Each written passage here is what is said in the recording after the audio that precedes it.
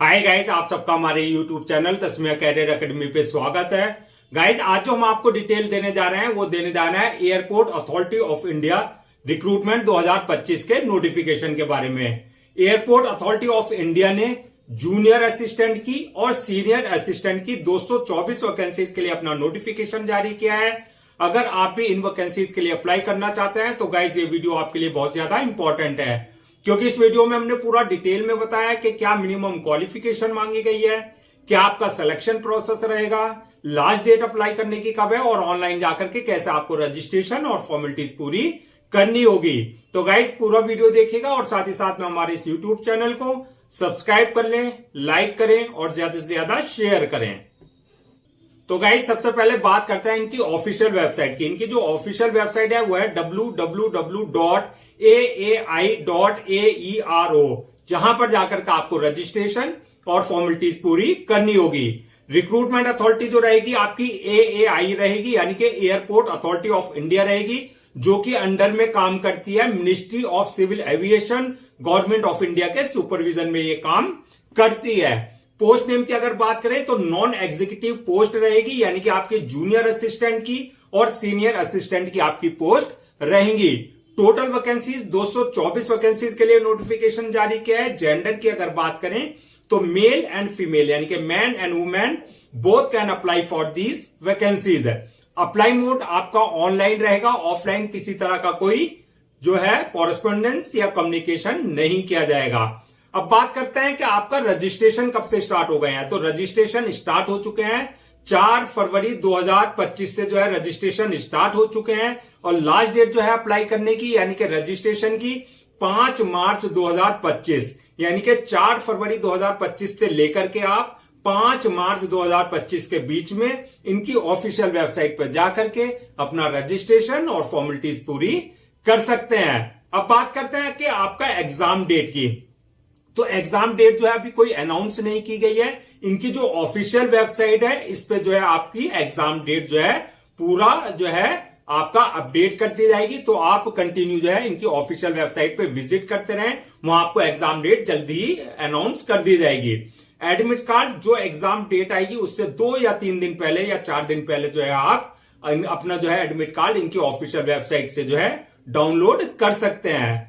अब बात करते हैं कि एप्लीकेशन फीस क्या रखी गई है। तो एप्लीकेशन फीस की अगर हम बात करें तो अगर आप जनरल, ओबीसी या EWS इस कैटेगरी में अगर आप फॉल करते हैं तो आपके लिए 1000 रुपए जो है एप्लीकेशन फीस रखी गई है। और अगर आप SC, ST, एक्स सर्विसमैन या फीमेल इस कैटेगरी में है तो आपके लिए एप्लीकेशन फीस निल रहेगी, यानी कि आप एग्जेम्प्टेड रहेंगे, आपको किसी तरह की कोई एप्लीकेशन फीस देने की जरूरत नहीं है। अब बात करते हैं पेमेंट मोड की, यानी कि जो आपका एप्लीकेशन फीस है उसका क्या पेमेंट मोड रहेगा। वो आपका टोटली ऑनलाइन रहेगा। At the time of registration आप अपने डेबिट कार्ड, अपने क्रेडिट कार्ड, अपने नेट बैंकिंग, यूपीआई या जो अदर्स वहां पे पेमेंट गेटवे हैं उसके थ्रू जो है आप अपनी एप्लीकेशन फीस जो है अपनी कैटेगरी के अकॉर्डिंग जो है डिपॉजिट कर सकते हैं। अब बात करते हैं नेक्स्ट एलिजिबिलिटी क्राइटेरिया क्या मांगा गया है। तो अगर इसकी एलिजिबिलिटी क्राइटेरिया यानी कि एजुकेशनल क्वालिफिकेशन की अगर हम बात करें तो इसमें जो है ये आपका पोस्ट वाइज वरीज करेगा, यानी कि पोस्ट वाइज अगर आप अप्लाई कर रहे हैं जूनियर असिस्टेंट की पोस्ट के लिए, यानी कि जूनियर असिस्टेंट की फायर सर्विसेज में, तो आपके लिए जो एजुकेशनल क्वालिफिकेशन मांगी गई है वो 10th class passed plus 3 years diploma in mechanical या ऑटोमोबाइल या फायर सर्विसेज में जो है आपके पास जो है ये डिप्लोमा होना चाहिए, यानी कि 10वीं प्लस आपके पास जो है डिप्लोमा इन रिलेवेंट फील्ड में होना चाहिए। अगर आपके पास ये नहीं है तो आपने 12th क्लास अगर पास किया हुआ है फ्रॉम रिकॉग्नाइज्ड बोर्ड और इंस्टीट्यूशन से और प्लस आपके पास जो है वैलिड DL यानी कि ड्राइविंग लाइसेंस है, तो तब भी आप जूनियर असिस्टेंट फायर सर्विसेज की पोस्ट के लिए अप्लाई कर सकते हैं। अब बात करते हैं नेक्स्ट के आपका सीनियर असिस्टेंट की पोस्ट के लिए। तो सीनियर असिस्टेंट की पोस्ट अगर आप ऑफिशियल लैंग्वेज की पोस्ट के लिए डिपार्टमेंट के लिए अप्लाई कर रहे हैं तो उसमें जो मांगी गई है उसमें मास्टर डिग्री मांगी गई है इन हिंदी, यानी कि आपने MA मास्टर डिग्री अपना हिंदी में किया हुआ होना चाहिए और एक इंग्लिश सब्जेक्ट जो आपने अपना ग्रेजुएशन लेवल पे पढ़ रखा हो। या तो आपने ये कर रखा हो, या आपने मास्टर डिग्री हो आपके पास जो है इंग्लिश लैंग्वेज में, और हिंदी जो है आपने अपना ग्रेजुएशन लेवल पे यानी कि बैचलर डिग्री पे जो है आपने जो है अपना जो है हिंदी आपने पढ़ रखी हो। या तो इनमें से कोई एक डिग्री आपके पास होना चाहिए, या तो आपने मास्टर्स में मेन सब्जेक्ट पढ़ रखा हो और ग्रेजुएशन लेवल पे दूसरा सब्जेक्ट आपने पढ़ रखा हो। तो इस तरीके से आप जो है सीनियर असिस्टेंट ऑफिशियल लैंग्वेज की पोस्ट के लिए अप्लाई कर सकते हैं। अब बात करते हैं सीनियर असिस्टेंट अकाउंटेंट्स की पोस्ट के लिए, यानी कि अकाउंट्स डिपार्टमेंट में अगर आप अप्लाई कर रहे हैं तो आपके लिए bachelor degree plus 2 years experience in relevant field में आपके पास होना चाहिए। यानी कि आपने जो है बैचलर डिग्री ले रखी हो किसी भी स्ट्रीम में हो। अगर आप कॉमर्स बैकग्राउंड के हैं तो आपके लिए और भी बेटर है, आपको प्रीफर किया जाएगा, यानी कि प्रेफरेंस दिया जाएगा आपको। और अगर आप बीएससी या आपने बीए भी कर रखा है तो तब भी आप अप्लाई कर सकते हैं, लेकिन प्लस आपका पास जो है minimum 2 years experience in relevant field में आपके पास होना चाहिए। अब बात करते हैं कि आपका सीनियर असिस्टेंट इलेक्ट्रॉनिक्स की डिपार्टमेंट में अगर आप इस पोस्ट के लिए अप्लाई कर रहे हैं सीनियर असिस्टेंट इलेक्ट्रॉनिक्स की पोस्ट के लिए, तो आपके पास जो है डिप्लोमा इन इलेक्ट्रॉनिक्स यानी कि आपने इलेक्ट्रॉनिक्स में डिप्लोमा कर रखा हो plus 2 years experience in relevant field में आपके पास होना चाहिए। तो ये आपका पोस्ट वाइज वरी करेगा। अब बात करते हैं एज लिमिट की। तो एज लिमिट मिनिमम 18 साल और मैक्सिमम 30 साल रखी गई है। एज रिलैक्सेशन एज पर गवर्नमेंट रूल्स एंड रेगुलेशन, जो रिजर्व कैटेगरी है जैसे आपका SC ST OBC, इनको जो एज रिलैक्सेशन दिया जाता है तो वो एज पर गवर्नमेंट नॉर्म्स वो एज रिलैक्सेशन प्रॉपर उनको दिया जाएगा। अब बात करते हैं नेक्स्ट के सिलेक्शन प्रोसेस क्या रहेगा। तो सिलेक्शन प्रोसेस की अगर हम बात करें तो इसमें मल्टीपल स्टेजेस रहेंगी, यानी कि इसमें अलग अलग स्टेजेस आपको क्लियर करनी होगी। तो सबसे पहले जो फर्स्ट स्टेज होगी वो होगी आपका ऑनलाइन रिटन एग्जामिनेशन, यानी कि आपका रिटन एग्जाम होगा वो CBT यानी कि कंप्यूटर बेस्ड टेस्ट होगा। सबसे फर्स्ट स्टेज ये होगी सारी पोस्ट के लिए।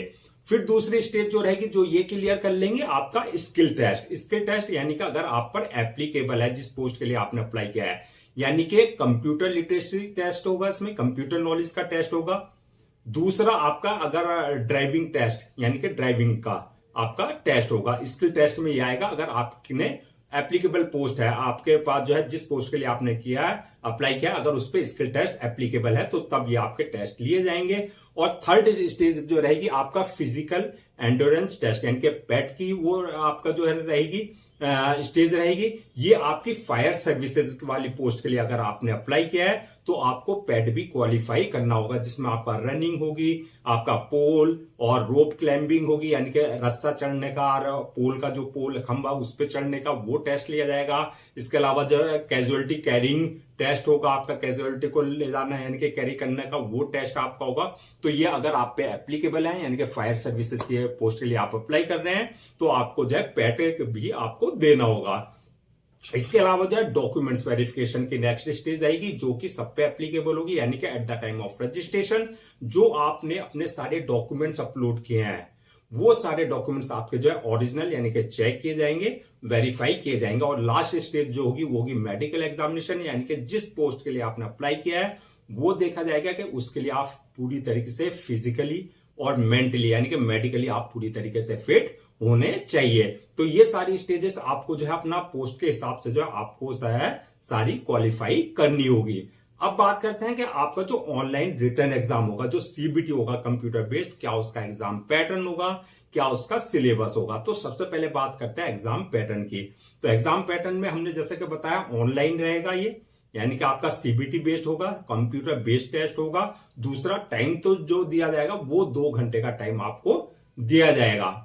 अब बात कर लेते हैं सिलेबस की। तो सिलेबस की अगर बात करें तो जिस पोस्ट के लिए सबसे पहले बात तो है जिस पोस्ट के लिए आपने अप्लाई किया है, यानी कि जो आपका क्राइटेरिया है जिस पोस्ट के लिए, तो उससे रिलेटेड आपके क्वेश्चंस होंगे, यानी कि जो आपकी प्रोफेशनल नॉलेज है यानी कि जो आपकी एजुकेशनल बैकग्राउंड है उससे रिलेटेड क्वेश्चंस होंगे, प्लस आपके GK general knowledge plus general intelligence plus general aptitude और जनरल इंग्लिश से रिलेटेड क्वेश्चंस रहेंगे। तो इस बात का ध्यान रखना है कि जो आपकी एजुकेशनल बैकग्राउंड है यानी कि जो आपकी डिग्री है, जो आपका क्राइटेरिया है, तो उससे रिलेटेड क्वेश्चंस रहेंगे, प्लस आपके इन टॉपिक से आपके क्वेश्चंस पूछे जाएंगे। अब बात करते हैं कि आपका सैलरी और अलाउंसेस की। तो सैलरी और अलाउंसेस की अगर बात करें तो ये आपका जो है पोस्ट वाइज वरी करेगा। तो अगर आपने अप्लाई किया है जूनियर असिस्टेंट की पोस्ट के लिए तो आपकी बेसिक पे जो रहेगी वो 31,000 रहेगी और आपका 92,000 तक रहेगी। और अगर आपने सीनियर असिस्टेंट की पोस्ट के लिए अप्लाई किया है तो आपकी 36,000 और ये जो रहेगी आपकी 1,10,000 तक की आपकी रहेगी। यानी कि आपको जो है स्टार्टिंग सैलरी प्लस आपका जो है जैसे जैसे आपका सिलेक्शन होने के बाद एक्सपीरियंस होता रहेगा उसके हिसाब से आपका प्रमोशन, उस हिसाब से आपका इंक्रीमेंट भी होता रहेगा। अब अगर बात करें अलाउंसेस और अदर्स बेनिफिट्स की तो वो आपका जो है जैसे आपका डीए हुआ, आपका एचआरए हुआ, आपका मेडिकल बेनिफिट्स हुए, वो आपका एज पर एएआई रूल्स यानी कि एयरपोर्ट अथॉरिटी ऑफ इंडिया के नॉर्म्स के हिसाब से जो एक एम्प्लॉय को दिए जाते हैं वो सारे आपको जो है अलाउंसेस और प्लस आपके जो है अदर्स बेनिफिट्स आपको प्रॉपर दिए जाएंगे।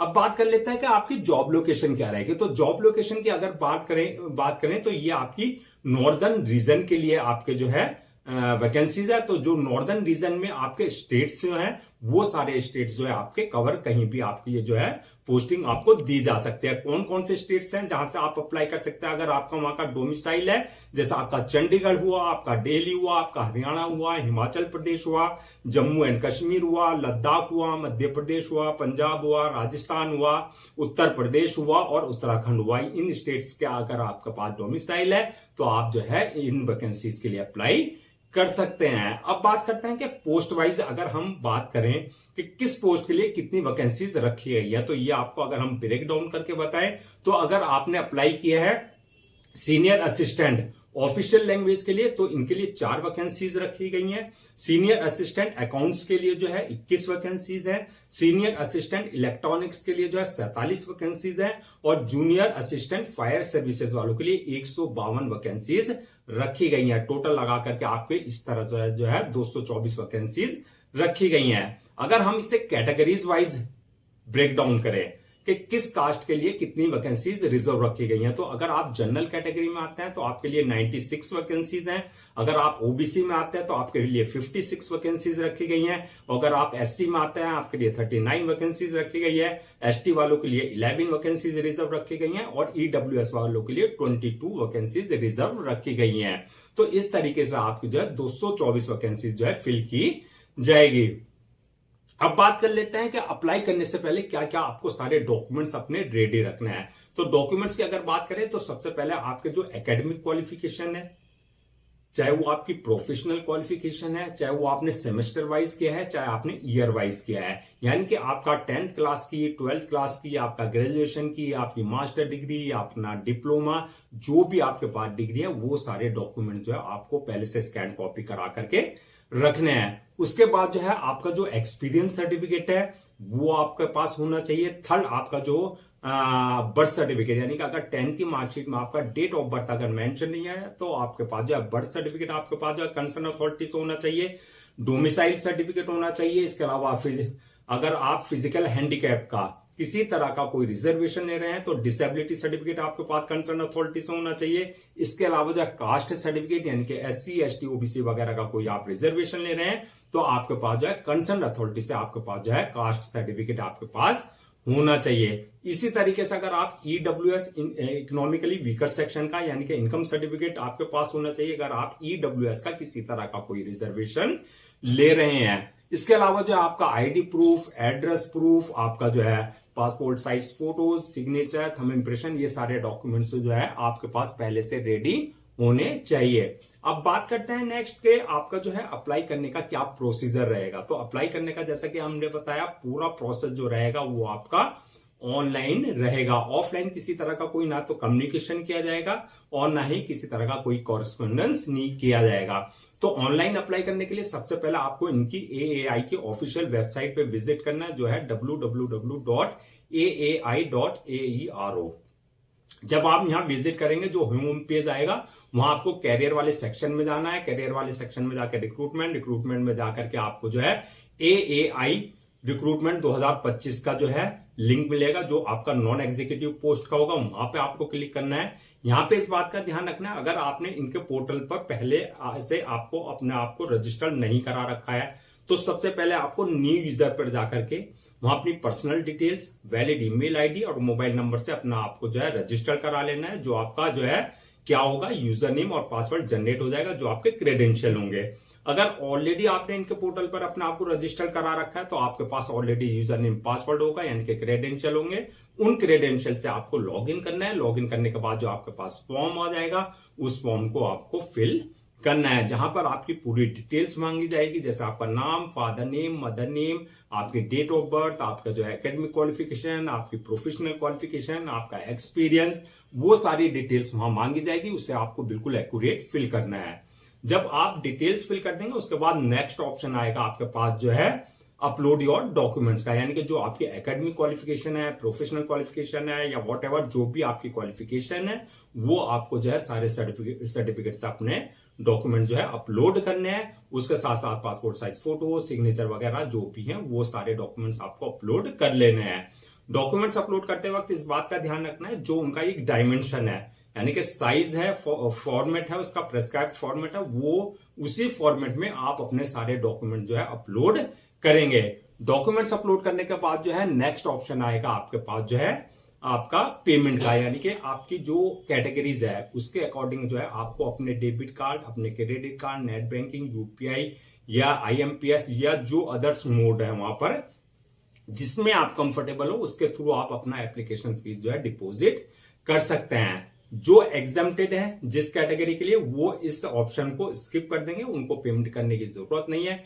एप्लीकेशन फीस डिपॉजिट करने के बाद जो है नेक्स्ट ऑप्शन आपके पास जो आएगा फॉर्म को सबमिट करने का, यानी कि फॉर्म को सबमिट करने से पहले आपको एक बार पूरे फॉर्म को प्रीव्यू पे जाकर के पूरा चेक कर लेना है कि जो डिटेल्स आपने फिल की है वहां पर वो सारी करेक्ट है या नहीं, किसी तरह की कोई मिस्टेक तो नहीं है। अगर आपने किसी तरह की कोई मिस्टेक कर दिया है तो वहां आप करेक्शन कर सकते हैं। प्रीव्यू करने के बाद जो है फॉर्म को सबमिट कर दें और सबमिट करने के बाद जो है उसकी 1 या 2 कॉपी जो है प्रिंट आउट जरूर ले लें for your future reference, so that आपके पास जो है हार्ड कॉपी के रूप में जो है एक ऑफिशियली रिकॉर्ड आपके पास हो जाएगा।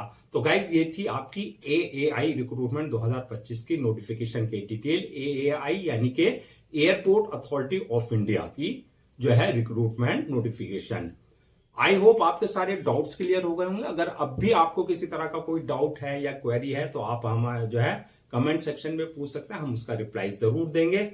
मैं एक बार फिर से आपको जो है रजिस्ट्रेशन डेट और लास्ट डेट रजिस्ट्रेशन की क्या है वो रिमाइंड करा देता हूं, सो दैट आप उसे नोट डाउन कर लें। रजिस्ट्रेशन जो स्टार्ट हो गए आज 4 फरवरी 2025 से स्टार्ट हो चुके हैं और लास्ट डेट जो है रजिस्ट्रेशन की यानी कि अप्लाई करने की वो है 5 मार्च 2025। तो 4 फरवरी 2025 से लेकर के 5 मार्च 2025 के बीच में आपको इनकी ऑफिशियल वेबसाइट www.aai.aero पर जाकर के अपना रजिस्ट्रेशन और फॉर्मेलिटीज पूरी कर लेनी है। गाइस हम आपके लिए जितने भी गवर्नमेंट जॉब्स हैं या गवर्नमेंट एग्जाम्स हैं उससे रिलेटेड पूरे अपडेट से लेकर के आते हैं। इसके साथ साथ जो है आपके लिए प्रॉपर कैरियर गाइडेंस पे वीडियोस लेकर के आते हैं। अगर आप भी चाहते हैं कि आपको प्रॉपर कैरियर गाइडेंस मिलती रहे, इसके साथ आपको जो है गवर्नमेंट जॉब्स और गवर्नमेंट एग्जाम्स के पूरे अपडेट्स मिलते रहे, तो आप लोगों से मेरी रिक्वेस्ट है आप हमारे इस यूट्यूब चैनल को सब्सक्राइब कर लें, लाइक करें और ज्यादा से ज्यादा शेयर करें।